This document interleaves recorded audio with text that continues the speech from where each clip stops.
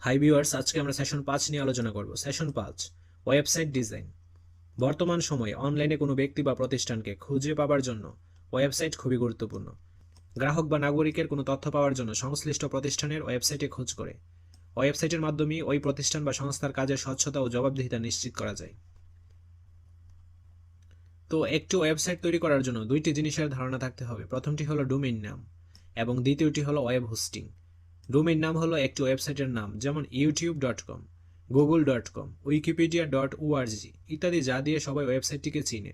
বা কাউকে যদি কোনো ওয়েবসাইট ব্রাউজ করতে বলা হয়, তাহলে ওয়েবসাইটটি ডোমেইন নাম দিয়ে খুঁজলেই সহজে প্রবেশ করা যায়। ডোমেইন নাম ক্লায়েন্ট কম্পিউটারকে ওয়েব সার্ভারের সাথে সংযোগ স্থাপন করতে সাহায্য করে। প্রত্যেকটি ওয়েবসাইটের একটি নির্দিষ্ট আইপি অ্যাড্রেস, যেমন 180.102.434.8 থাকে, কিন্তু এ ধরনের সংখ্যা বা নিউমেরিক ভ্যালু মনে রাখা মানুষের জন্য কষ্টকর বিদায় এই আইপি অ্যাড্রেসকে নির্দিষ্ট ডোমেইন নাম বা ক্যারেক্টার দিয়ে সংরক্ষণ করা হয়। ডোমেইন নামের দুইটি অংশ থাকে, সেকেন্ড লেভেল ডোমেইন নেম এবং টপ লেভেলের ডোমেইন নেম। যেমন youtube.com এর ইউটিউব হচ্ছে সেকেন্ড লেভেল ডোমেইন নাম বা নেম, এবং .com হচ্ছে টপ লেভেলের ডোমেইন নেম। তাছাড়াও টপ লেভেলের ডোমেইন আরও হতে পারে .net, .org, .info, .gov, .edu ইত্যাদি। বিভিন্ন দেশের নামেও টপ লেভেল ডোমেইন রয়েছে, যেমন .bd বাংলাদেশের জন্য, .us যুক্তরাষ্ট্রের জন্য, .uk যুক্তরাজ্যের জন্য ইত্যাদি। আবার একটি ওয়েবসাইটের ডোমেইন নামের অংশ যে কয়টি থাকতে পারে সেভাবে লেভেলে হবে, যেমন টপ লেভেলের, সেকেন্ড লেভেলের, থার্ড লেভেলের ইত্যাদি। www.example.gov.bd এখানে টপ লেভেলের ডোমেইন হচ্ছে .bd, এর আওতায় সেকেন্ড লেভেলের ডোমেইন হচ্ছে .gov, এবং .gov.bd এর আওতায় থার্ড লেভেলের ডোমেইন হচ্ছে এক্সাম্পল। চলো নিচের দেওয়া ছকটি আমরা পূরণ করি। এর অ্যান্সার স্ক্রিপ্টে চলে যাই। বিভিন্ন ধরনের ডোমেইন চিহ্নিতকরণ। ওয়েবসাইটের ডোমেইন নেম www.moedu.gov.bd সেকেন্ড লেভেলের ডোমেইন, তো এখানে সেকেন্ড লেভেলের ডোমেইন হচ্ছে .gov। টপ লেভেলের ডোমেইন হচ্ছে .bd। কান্ট্রি কোড টপ লেভেলের ডোমেইন হচ্ছে .bd, এটা হচ্ছে কান্ট্রি কোড।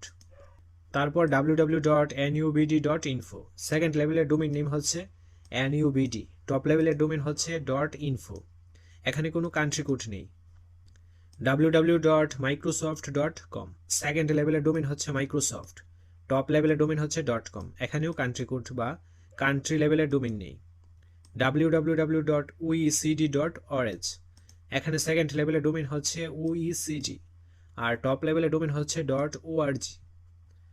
www.gov.uk এখানে সেকেন্ড লেভেলের ডোমেইন হচ্ছে .gov, আর টপ লেভেলের ডোমেইন হচ্ছে .uk, কান্ট্রি কোড হচ্ছে .uk। www.du.ac.bt এখানে সেকেন্ড লেভেলের ডোমেইন হচ্ছে .ac, টপ লেভেলের ডোমেইন হচ্ছে .bt এবং কান্ট্রি কোডও .bt। এবার আমরা জানবো ওয়েব হোস্টিং কি। একটি ওয়েবসাইটের নাম ছাড়াও বিভিন্ন ডকুমেন্ট থাকে, যেমন ছবি, বিভিন্ন তথ্য, ভিডিও ইত্যাদি।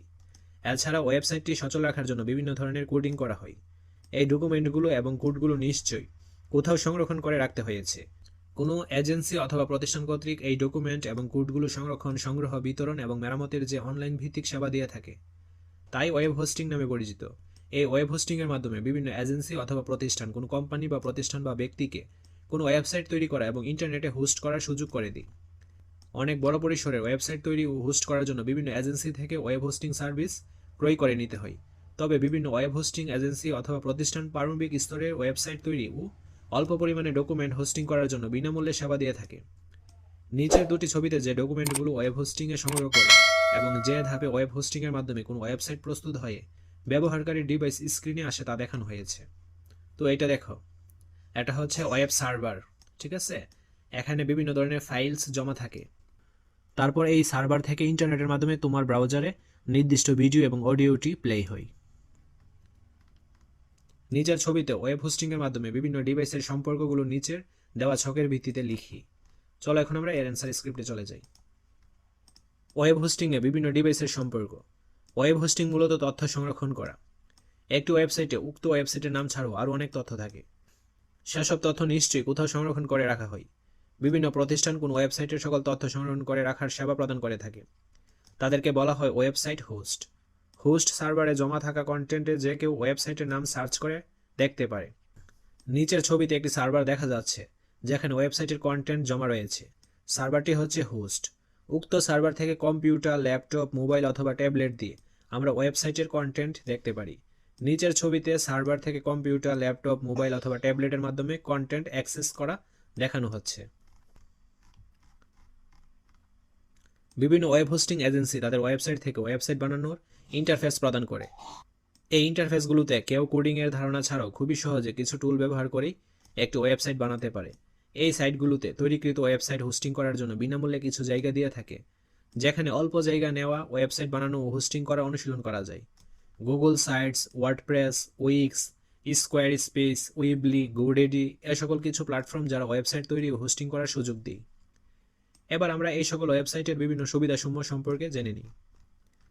Google sites.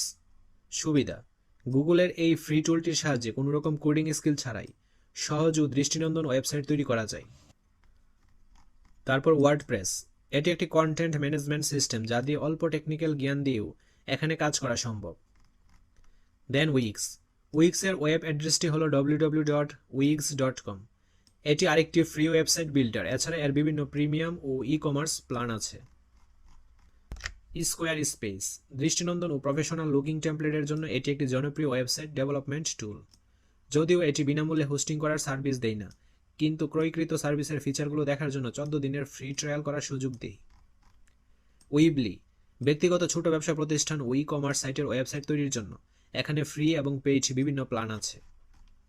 গোডেডি, এটি প্রাথমিকভাবে ডোমেইন রেজিস্ট্রার এবং হোস্টিং প্রোভাইডারের হিসেবে পরিচিত থাকলেও এটি ব্যবহার বান্ধব ওয়েবসাইট তৈরির টুল। এবার আমরা কোনো ইন্টারনেট ব্রাউজারের ওয়েব অ্যাড্রেসগুলো লিখে সার্চ করব।